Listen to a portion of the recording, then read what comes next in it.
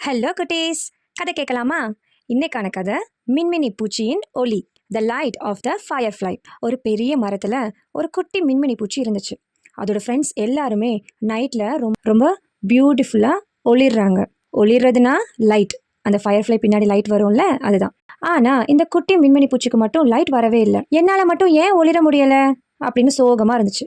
அப்போ ஒரு பெரிய மின்மினி பூச்சி சொன்னுச்சா, கவலைப்படாத, உனக்கான நேரம் கண்டிப்பா வரும்னு. அன்னைக்கு நைட்டு பலமான மழை பெய்யுது. ஒரு குட்டி எறும்பு இருட்டில் வழி தெரியாம பயந்து போய் நின்னுச்சான். அதை பார்த்த இந்த குட்டி மின்மினிக்கு நம்ம உடனே போய் ஹெல்ப் பண்ணணும்னு தோணுச்சு.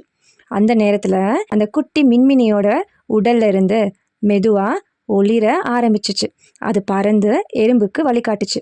எறும்பு பாதுகாப்பா வீட்டுக்கு போயிடுச்சு. மின்மினிக்கு ரொம்ப ஹாப்பியா ஆயிடுச்சு. எனக்கு எப்படி ஒளி வந்தது அப்படின்னு யோசிக்குது. பெரிய மின்மினி பூச்சி சிரிச்சிட்டு, மற்றவங்களுக்கு உதவ நினைக்கும் மனசுதான் உண்மையான ஒளி அப்படின்னு. நெக்ஸ்ட் வீடியோல நாம பார்க்கலாம். Bye bye. With smile, Sukanya.